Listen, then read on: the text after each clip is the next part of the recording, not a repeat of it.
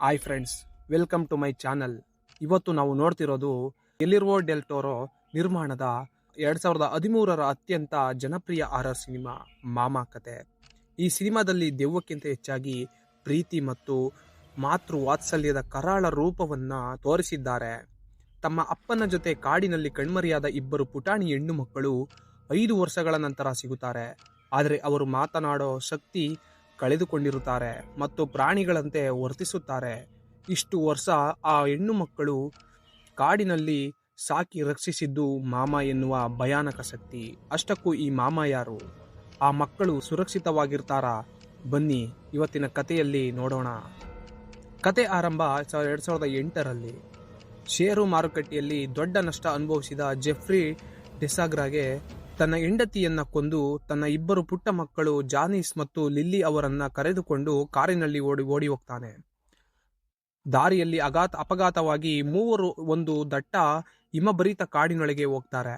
ಅಪ್ಪ ಮಕ್ಕಳಿಬ್ಬರು ಒಂದು ಹಳೆಯ ಪಾಳು ಬಿದ್ದ ಕ್ಯಾಬಿನ್ಗೆ ಕರೆದುಕೊಂಡು ಹೋಗ್ತಾನೆ. ಅಲ್ಲಿಗೆ ಬಂದ ಮೇಲೆ ಅವನು ತನ್ನ ಹೆಣ್ಣು ಮಕ್ಕಳನ್ನ ಕೊಂದು ತಾನು ಸಾಯಲು ನಿರ್ಧಾರ ಮಾಡ್ತಾನೆ. ಆದರೆ ಅವನು ತನ್ನ ಗನ್ ತೆಗೆದು ಫೈರ್ ಮಾಡಲು ತಯಾರಾಗುತ್ತಿದ್ದಾಗ ಇದ್ದಕ್ಕಿದ್ದ ಹಾಗೆ ಕತ್ತಲೆಯಾದ ಒಂದು ಆಕೃತಿ ಅವನ ಮೇಲೆ ಮುಗಿಬೀಳುತ್ತದೆ.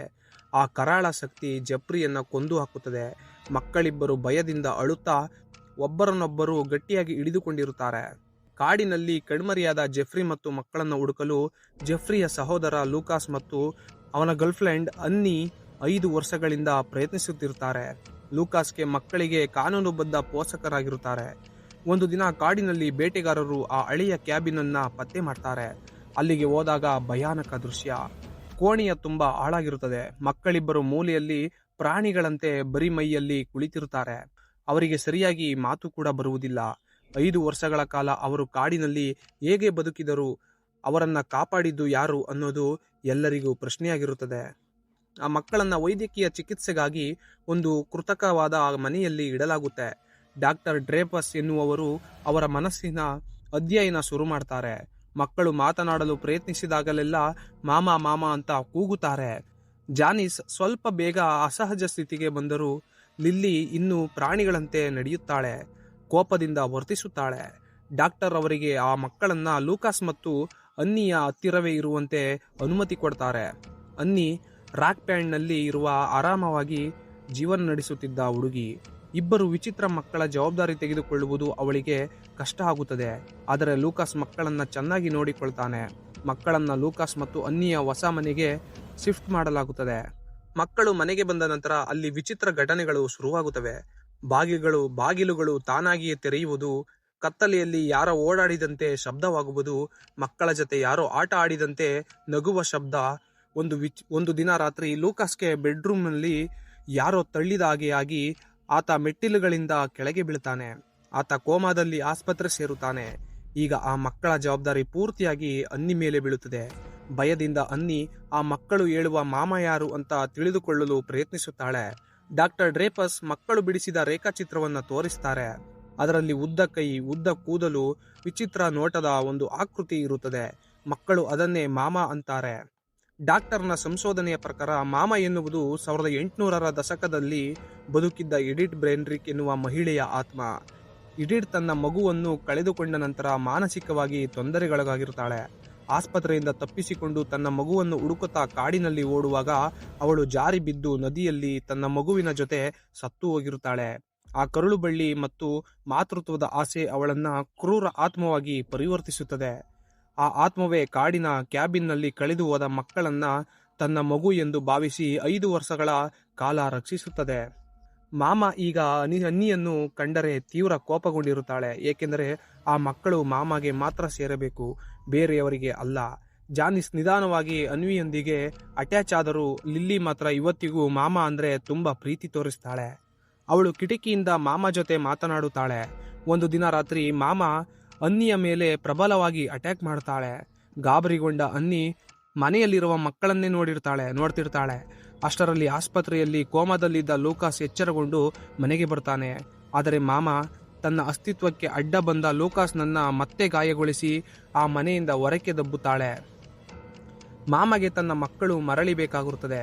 ಆ ಇಬ್ಬರು ಮಕ್ಕಳನ್ನು ಕಾಡಿಗೆ ಕರೆದುಕೊಂಡು ಹೋಗಲು ಮಾಮ ನಿರ್ಧಾರ ಮಾಡುತ್ತಾಳೆ.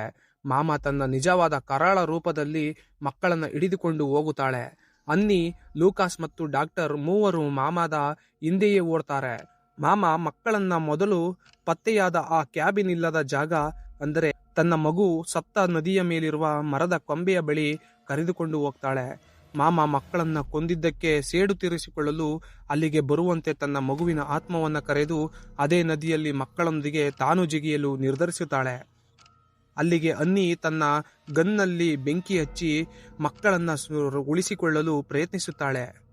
ಕೊನೆಗೆ ಮಾಮ ತನ್ನ ಮಗುವಿನ ಜೊತೆ ನೆನಪುಗಳನ್ನ ನೋಡುತ್ತಾಳೆ. ಮಾಮ ಮತ್ತು ಮಕ್ಕಳು ನದಿಯ ಮೇಲೆ ನಿಂತಿರುತ್ತಾರೆ. ಅನ್ನಿ ಮಾಮ ಎದುರೇ ಜಾನಿಸ್ಗೆ ಪ್ರೀತಿಯಿಂದ ನಾನು ನಿನ್ನ ತಾಯಿ ಅಂತ ಹೇಳಿದಾಗ ಜಾನಿಸ್ ಅನ್ನಿಯ ಕೈಯನ್ನ ಗಟ್ಟಿಯಾಗಿ ಹಿಡಿದಿರುತ್ತಾಳೆ. ಆ ಪ್ರೀತಿಯ ಬಂಧದಿಂದ ಜಾನಿಸ್ಗೆ ತನ್ನ ನಿಜವಾದ ಲೋಕದ ನೆನಪಾಗುತ್ತದೆ.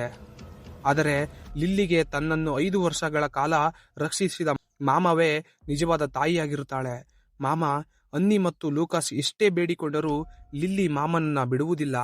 ಕೊನೆಗೆ ಮಾಮ ಲಿಲ್ಲಿಯನ್ನು ತನ್ನ ತೋಳಲ್ಲಿ ಎತ್ತಿಕೊಂಡು ನದಿಯ ಕಡೆ ಹಾರಿಬಿಡ್ತಾಳೆ. ಇಬ್ಬರು ನದಿಗೆ ಬಿದ್ದು ಮಾಯವಾಗುತ್ತಾರೆ.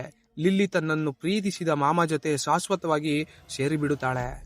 ಜಾನಿಸ್ ಮಾತ್ರ ಪ್ರೀತಿಯಿಂದ ಅನ್ನಿ ಮತ್ತು ಲೂಕಾಸ್ನೊಂದಿಗೆ ಬಂದು ಸೇರುತ್ತಾಳೆ. ಒಂದು ಮಗು ಮರಳಿದರೆ ಇನ್ನೊಂದು ಕರಾಳ ಪ್ರೀತಿಯ ಬಂಧಕ್ಕೆ ಒಳಗಾಗುತ್ತದೆ. ಇದು ಹೃದಯ ವಿದ್ರಾವಕ ಅಂತ್ಯ. ನಿಜವಾದ ಸಿನಿಮಾದ ಅತ್ಯಂತ ಯುನಿಕ್ ಪಾಯಿಂಟ್ ಎಂದರೆ ಮಾಮ ಒಂದು ಕ್ರೂರ ದೆವ್ವವಾದರೂ ಅದಕ್ಕೆ ತನ್ನ ಮಕ್ಕಳ ಮೇಲೆ ಇದ್ದದ್ದು ಕೇವಲ ಪ್ರೀತಿ. ಆದರೆ ಆ ಪ್ರೀತಿ ಮನುಷ್ಯರ ಪ್ರೀತಿಗಿಂತ ವಿಭಿನ್ನವಾಗಿ ಸ್ವಾಮ್ಯದ ಮತ್ತು ವಿಪರೀತವಾಗಿತ್ತು. ಈ ಸಿನಿಮಾ ಕೇವಲ ನಮಗೆ ಭಯ ಹುಟ್ಟಿಸುವುದಲ್ಲ, ಮಾತೃವಾತ್ಸಲ್ಯ ಎಷ್ಟು ವಿಚಿತ್ರ ಮತ್ತು ಶಕ್ತಿಯುತವಾಗಿರಬಹುದು ಎಂಬುದನ್ನು ತೋರಿಸುತ್ತದೆ. ಮಾಮ ಸಿನಿಮಾ ಹಾರರ್ ಪ್ರಿಯರಿಗೆ ಒಂದು ಹೊಸ ಅನುಭವ ನೀಡುತ್ತದೆ. ನಿಮಗೆ ಈ ವಿವರಣೆ ಇಷ್ಟ ಆಗಿದ್ರೆ ದಯವಿಟ್ಟು ಲೈಕ್ ಮಾಡಿ ಮತ್ತು ಕಮೆಂಟ್ ಮಾಡಿ. ಮುಂದಿನ ವಿಡಿಯೋದಲ್ಲಿ ಮತ್ತೊಂದು ರೋಚಕ ಘಟನೆಯೊಂದಿಗೆ ಬರ್ತೀವಿ. ಅಲ್ಲಿವರೆಗೂ ಹುಷಾರಾಗಿರಿ.